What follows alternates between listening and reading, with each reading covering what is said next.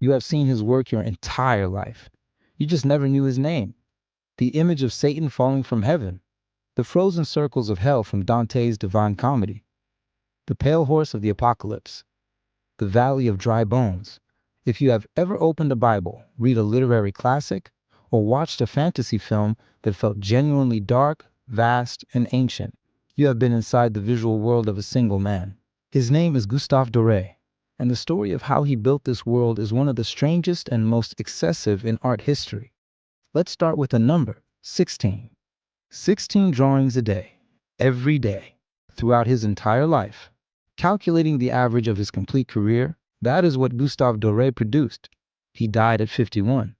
Do the math and try to make that seem real? It doesn't. And yet, the more you look at his work, the easier it is to believe. He was recognized as a prodigy at 5 years old. By 12, he was already carving in stone. At 15, during a trip to Paris with his parents, he walked into the shop of a publisher of caricatures and comic books, drew his own versions of their work right then and there, presented them directly to the publisher while his parents were distracted, and walked out with a 3-year contract. He was 15, and he was, for the most part, self-taught. This is the part that no one talks about at the beginning, because we tend to focus on the masterpieces. But Doré was not a man who studied patiently and rose gradually. He was a force of nature who simply arrived, fully formed, and began producing at a speed that made everyone around him uncomfortable. Observe this illustration. It is part of his Bible series, published in 1866, 241 engravings, depicting scenes from the Old and New Testaments. Look at the details, the texture of the stone, the weight of the figures, the way light moves through the composition as if it had its own physics. This is not an illustration. This is a world. And here is a detail that will change how you see everything else. There are no original drawings. Not a single one. Here is why. Doré did not sketch on paper and then transfer to wood. He drew directly onto the woodblock itself. The engravers, sometimes 40 of them working simultaneously in his studio, would carve the image, and the block would be consumed in the printing process. What remained was the printed page. The drawing was gone. So every illustration you have ever seen by Gustave Doré is simultaneously the original and a reproduction. The act of making it was also the act of releasing it.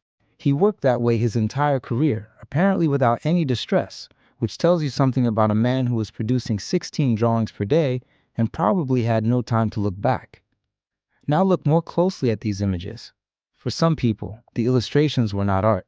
They were closer to photographs, visual records, a testimony of what had actually taken place in the world. When you look at these images of the flood, the expulsion from Eden, Cain and Abel, the effect Doré created was this. It happened exactly like this. The images were so precise, so grounded in physical weight and shadow, that they bypassed the part of the mind that processes fiction. This is what Doré's realism did to people, not metaphorically, literally. His images were so anatomically precise, so grounded in physical weight and shadow, that they bypass the part of the brain that processes fiction. A critic of his time said, without irony, Doré has illustrated the Holy Bible, and the drawings are among the most wonderful ever executed by any artist, in any age. This is not the language of art criticism. It is the language of someone who looked at these images and felt them to be real. Now observe the work, The Triumph of Christianity Over Paganism. The entire composition is plunged into a powerful, swirling movement, like a vortex separating two worlds. At the bottom, we see a kingdom in ruins, an abyss opening where the deities of antiquity are cast into chaos. It is here that Doré's genius becomes theological. You can identify Zeus, the king of the Greek gods, positioned exactly below the archangel Michael. It is a deliberate detail, a visual statement of who holds the true authority. Around him, gods of Egypt, the sacred bull, Hera, Hermes, and Aphrodite turn away, covering their eyes before the light emanating from above. Their time is over. What remains is only the noise of a passing era.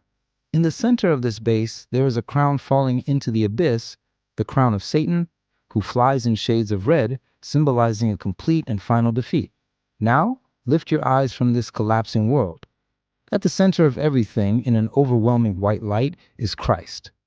He does not carry the cross as a burden of pain, but as a standard, a banner of victory. He descends into hell, a direct reference to the Apostles' Creed, accompanied by a host of armed angels who form a circle of order and power. As Cardinal Sarah describes it, it is the moment when love penetrates the realm of death. It is a scene you can almost hear the monumental crash of the host appearing, the sound of truth silencing the chaos. For Doré, who drew by pure instinct and vision, never using live models, this work was not just art, it was the capture of an inevitable truth replacing what came before. Doré was world famous in his lifetime. The public adored him. Writers and artists, including Van Gogh, cited him as an influence. His engravings for London, A Pilgrimage, which focused heavily on the city's poverty, were praised by some and criticized by others for that very focus. His illustrations for The Rime of the Ancient Mariner directly inspired H.P. Lovecraft and shaped the atmosphere of some of his most famous horror stories. Even so, the formal art establishment remained skeptical. The writer Théophile Gautier, who genuinely admired him, identified the problem with precision. It was his popularity with the masses that made the critics nervous. A man so prolific, so beloved, so commercially successful could not, possibly, make serious art. He was condemned for being too much, too productive, too popular, too accessible. He also painted more than 100 monumental paintings, some measuring 6 by 9 meters. He sculpted, both at a world-class level. Neither received anything close to the recognition of his illustrations. Possibly, as one observer noted, because you could take the illustrations home. You could own them. The paintings stayed on gallery walls where critics decided if they mattered. He never married.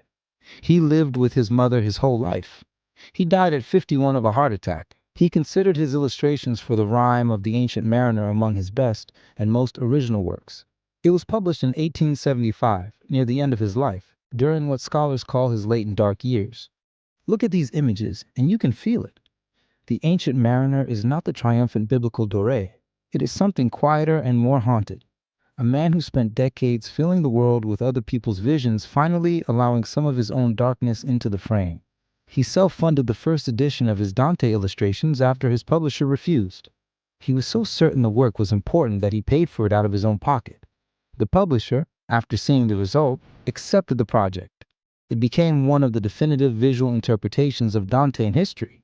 The characters he drew for Don Quixote became, and remain, the standard visual image of those characters in the cultural imagination.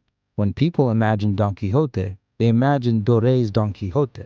He did that, permanently. Gustave Doré produced somewhere around 100,000 drawings in his life. He drew directly onto the blocks that would be destroyed to print them. He was famous enough in his lifetime to open his own gallery in London. He influenced Van Gogh, Lovecraft, and generations of illustrators and filmmakers who never knew his name.